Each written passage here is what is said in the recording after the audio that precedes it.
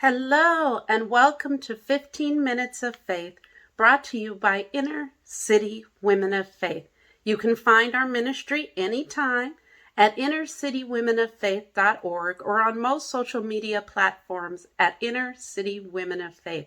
I'm your host for today, Nicole Rivas, and today we're going to be talking about different for purpose. Different for purpose. Now, ordinarily, I start with a specific Bible verse, but today I'm just going to talk about different characters in the Bible rather than a specific verse.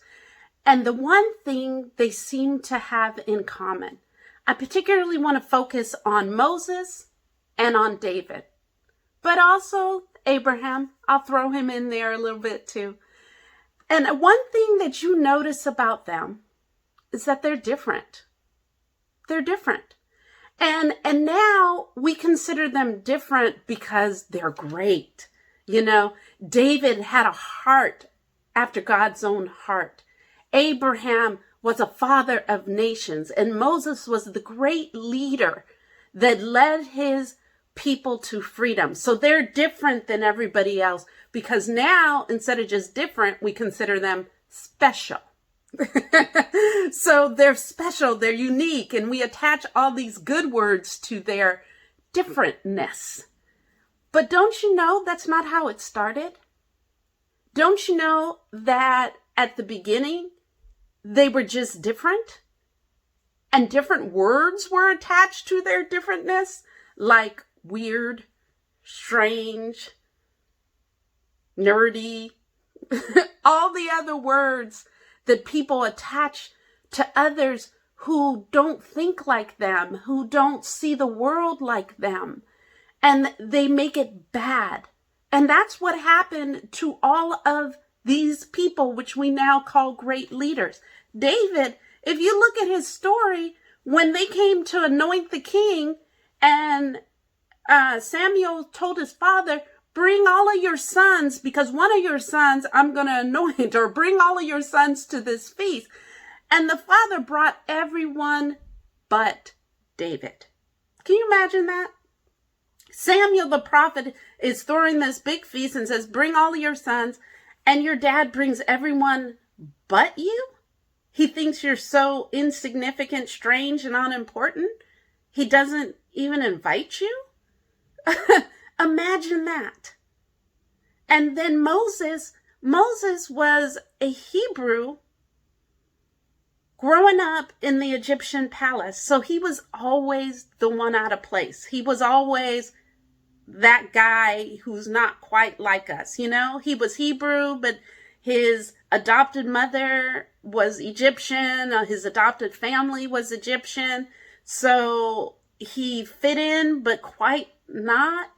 And then when he tried to be among his own people, among the Hebrews said, like, who made you leader over us? So he didn't fit in there. So he's this kind of guy between two cultures. He doesn't quite fit in either one. And what about Abraham? He has to run out in the middle of the night to leave his family to go to a new land, you know? And he's someone, he brings his nephew with him. And his nephew, well, they just can't get along. So they eventually have to separate. They get too big to be together and they have to separate. And everywhere he goes, Abraham's kind of an outsider. Now, yeah, we now look at that as great. But when it was happening to them, I'm sure it didn't feel great. And that's where we get to our topic. Different for purpose. You see, David was the kind of guy that wrote poetry, played a harp, wasn't what some people would call a man's man, although he was a mighty warrior, but because of those aspects of him, people thought he was different. And Moses, he was skirting the line between two cultures. And Abraham, well, he had this dream, and he was going to be a nation unto himself, so he never fit in any nation. But that's exactly who they were supposed to be. That was exactly who they were supposed to be. You see, David the poet wrote most of Psalms. that we now marvel at, because that's who he was. Because he was a mighty warrior, but a man with a heart like God, he made one of the best kings Israel ever had. He was an artist and a warrior all in one. He was a lover and a strong man all in one. And this uniqueness made some people think he was strange, but it made him the perfect person for his calling. The perfect person for his calling. And Moses, straddling between two cultures, well, who else could go and tell Pharaoh to set his people free? Who else would understand both cultures enough to walk that line between them? Who else was a Hebrew loyal to the Hebrews but had learned all the secrets of the Egyptians? You see, that very identity crisis that had been a problem for Moses was the very thing that made him the perfect person for the job. And Abraham, this kind of not fitting in every nation or any nation, can you imagine? Would we have the Bible? Would we have the nation of Israel? Would we have who we are, the seed of Abraham, if Abraham had nicely fit into one nation or another and just blended in? Of course not. We would have none of that if he didn't stand out, if he didn't fit nowhere but everywhere. So I ask you, what about you? Is there something about you that maybe you don't quite fit in, or you see things a little bit differently than other people? Is it a source of pain, especially from childhood or your teenage years, where everybody is trying desperately to fit in? Do you still carry some of those scars where you're kind of like, well, that's the thing people used to call me weird for, or that's the thing that the guys didn't like me for, or the girls didn't like me for, or people in general didn't like me for. And so you still have a little wounding from that differentness. Did you make the mistake of dulling down what made you different? Have you made the mistake of trying to fit in all the time? If you have, let me tell you, that's the wrong choice. You're different for purpose. Think about it.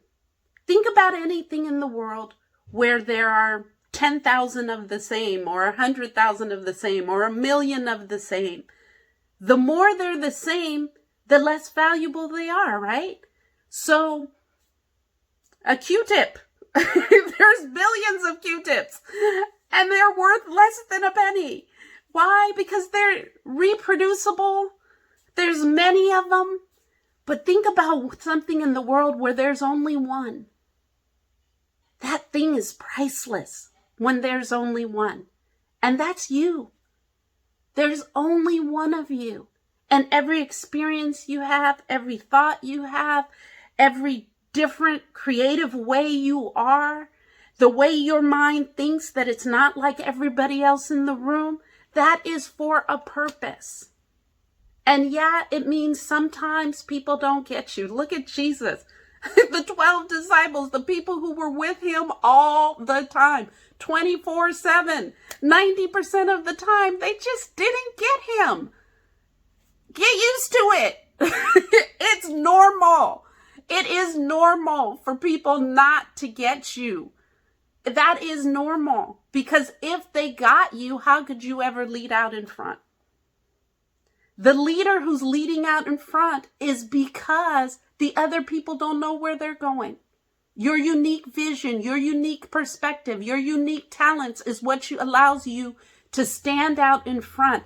And just like David, just like Moses, just like Abraham, just like Jesus, guess what?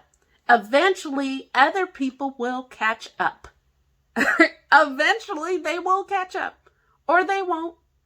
But you will finally be in a space where you realize that God has made you unique for purpose, and you walk in it.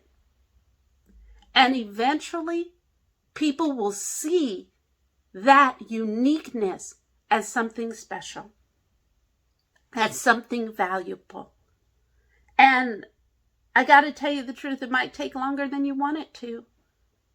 But which is better?